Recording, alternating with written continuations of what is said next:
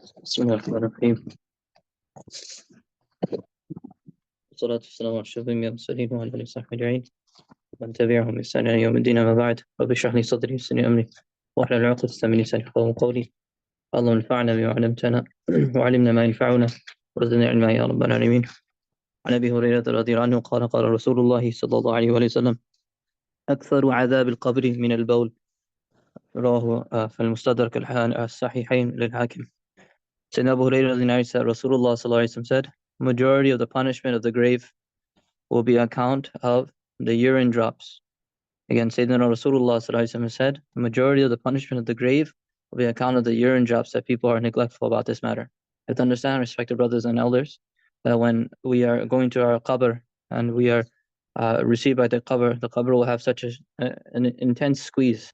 The Rasulullah described it as if that when you have the bones inside the ribs, they'll become like this. They'll be interlocked with one another. That's how tight it will squeeze. And thereafter the azab, the fire that will come, the portion of the fire, Jahannam, and the flames will come out. And why does it come out? Because of urine drops, brothers in Islam. Because we're not careful within the place where we're doing our istinja. We have to be very mindful of this. Another hadith, Rasulullah said, تَنَزَّهُ مِنَ الْبَوْلِ فِإِنَّ عَامَّةَ عَذَابِ الْقَبْرِ مِنَ الْبَوْلِ. The Prophet said, be careful of urine drops, because majority of the punishment of the fire, punishment of the grave, will be because of urine drops. Another hadith, Rasulullah said something similar, where he says, اتَّقُوا الْبَوْلِ فَإِنَّهُ أَوَّلُ مَا يُحَاسَبُ بِالْعَبْدِ فِي الْقَبْرِ. The hadith in Targhib and Tarhib says that be careful of urine drops, because this will be the first thing a person will be asked about, or they'll be taken into account in the qabr. And so we have to be very mindful about this. Rasulullah one time he passed behind two graves.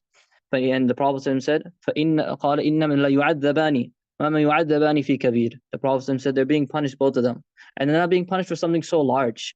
أَمَّا أَحَدُهُمَا فَكَانَ لَا يَسْتَتِرُ مِنَ الْبَوْلِ. As for the first one, he did not avoid the urine drops. وَأَمَّا الْآخَرُ فَكَانَ يَمْشِي بِالنَّمِيمَةِ. The second one used to tell stories about people behind their backs, or used to gossip about people. So the Prophet said, you could avoid gossiping, you didn't have to do it. And number two, you could avoid the urine drops by being mindful when you're using the bathroom, inshallah ta'ala. So keeping this in mind, inshallah, this is why the important chapter about fiqh has been put on. First chapter is about tahara. Very important. This is the place, mashallah, of taqwa. This you're like, what do you mean, Hazrat, about taqwa? I tell you, subhanAllah, this is the most muttaqi you can be, that you're very careful about what Allah ta'ala commanded you in the bathroom. Because who's watching you in the bathroom? No one except Allah subhanahu wa ta'ala. So you have to be careful, because Allah is only watching in that place. That's why Sayyidina Uthman radiallahu anhu, so hayyi he was. Such a humble and modest person he was. It's mentioned that when he was alone in his home, he would be very mindful about even undressing, because he said that the malaika are watching and Allah ta'ala is watching. And he said, subhanAllah, he said, ever since I took bay'ah with Rasulullah with my right hand, he said, I never touched my right hand with my private parts ever after that. Uthman radiallahu anhu, mashallah. These are the levels of modesty people have. So be very careful, inshallah, while you're by yourself. First and foremost, the first sunnah that we have to maintain for istinja, I'll cover a couple of them today, inshallah. Relieve yourself in a secluded place which is protected from the gazes of the people. Relieve yourself in a secluded place which is protected from the gazes of people. MashaAllah, alhamdulillah, you have right now Imam Sah's bathroom, so you can use the Qadiani office, no problem, inshallah. Completely fine. Completely jaiz, inshallah. Mustahab even, mashallah. Sunnah even, mashallah. No problem. Over here, alhamdulillah, you have your places at home. It's completely fine. They're cut off. They're in those locations. Let's say, like, subhanAllah, you go out to the mountain area now, right? You're hiking. And now, subhanAllah, the restroom comes up for you. But there's no place to rest. So where are you going to take a restroom? So what you have to do is you should go out. The Prophet ﷺ sunnah is ab'ad al-madhab. He would go as far as he could to whatever place that people could not see. So if you have to go in an area which is just woods and things like that, you go to that area, and then an area where it's secluded, and then you can go use your bathroom there. That's completely fine also, okay? This is what it means about going out to a secluded place. And the second point is, do not relieve yourself in such a place where you'll cause inconvenience to others, i.e. on a pathway or a place where people will sit. If you decide to choose this. Again, alhamdulillah, because of the modern bathrooms you have to worry too much about this. We're talking again when a person out in the wilderness, etc. If you have to use the bathroom. It's not like New York. How's New York? New York is, subhanAllah, the whole city is the bathroom. أَيْنَمَا تُوَلُّوا. Then you find the Baytul Khala, right? Wherever you go, you're going to find a bathroom. SubhanAllah, we saw people doing bathroom wherever they could, whenever they could. SubhanAllah, Allah, save us, astaghfirullah. This is a terrible thing. I use it as a joke. But subhanAllah, they have no haya. That's why they can do such things. Muslims, mashallah, when they use the bathroom, they should be very mindful about this. This is also found, I don't mind, okay, in our Desi communities where, do you ever see the no doorway bathroom? There's no darwaza bathroom, you know what I'm talking about? When you come to the masjid, right, and they have the bathrooms on the side, you could be standing right behind the guy, he's sitting down using the bathroom, and you're standing right here. I tell you how embarrassing a situation this is, right? You're in line, and I'm wondering what are people standing in line so close, right? Because you're going up to the spot. It's a spot you sit down and you know do your thing, and the guy right behind you is the guy next on line. There's no door, subhanallah. Okay, this is Mullah Abdul Malik in Bangladesh. Very much he gets angry at this stuff. He said, "Where is the Islam in this? Subhanallah, this is not from our qawm.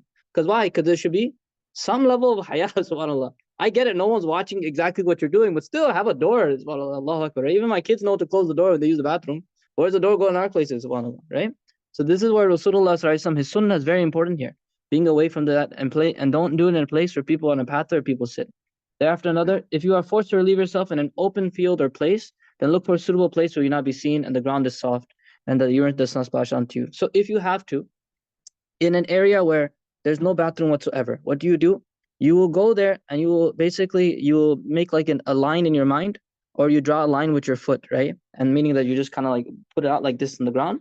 And then you read the bathroom dua, Allah minni a'udhu min al-khubth wal khaba'is, and you walk past the line with your left foot. You walk over with your left foot. When you go over there, you sit down, you do your business, right? And then once you're finished, right, again, with an area that is reasonable for you, you get up and you leave and you read the dua as well, the same exact way. This is the best way to do it, inshallah ta'ala. Again, when you're in a place where there's no bathroom available for you, okay? And then the last one that we want to cover for today, cover your head and feet before entering the toilet. Oh, very, very important, right? And unfortunately, what happens is what? An Habib ibn Salih رضي الله عنه قال كان رسول الله صلى الله عليه وسلم إذا دخل الخلاء لبس حذاءه وغطى رأسه. The Prophet صلى الله عليه وسلم, it says that when he used to enter the bathroom, he used to wear his sandals and used to cover his head while he was in the bathroom. Very neglected sunnah in our time. That people forget about such an easy sunnah. We used to, subhanAllah, when we were younger, when we didn't have, we had some gyan and thinking about Islam. So then we used to like put our shirt and we used to cover it like this too. At least we could cover our head because we knew this was important. Today, nowadays, no one has any concern towards this. Number one is the sandals. Oh, I tell you, very important to have the sandals. Okay, please, please. We're all sharing one bathroom right now. Okay, yeah. If you don't wear the sandals, I don't know what the heck is happening on the ground. Okay, the ground level is very dangerous for me. Right? You have to be very careful because why? Because the ground could be with najasa, etc., etc. So wearing sandals is the best, right? Unfortunately, Allah forgive again. Sometimes we have the sandals inside the bathroom, and throughout the whole house we use the sandals. Subhanallah. Very ajib non-Muslim practices you see. They wear the shoes throughout the whole house, right? There's the same things that they're wearing outside, inside, everything, no concern whatsoever. Brothers and elders in Islam, Rasulullah sallallahu alaihi wasallam taught us much better than this. Be mindful about the sandals and cover your head when you're using the bathroom, inshallah ta'ala. Beautiful sunnah that we can revive. Rasulullah sallallahu alaihi wasallam said, whoever holds on to a sunnah at the time of the corruption of my ummah will be given the reward of a shaheed, inshallah. May Allah reward all of us, inshallah ta'ala. And please forgive me for any of the jokes I made. I don't mean to offend any of your bathroom, inshallah. Okay? May Allah grant us all tawfiq. Wa sallallahu Muhammad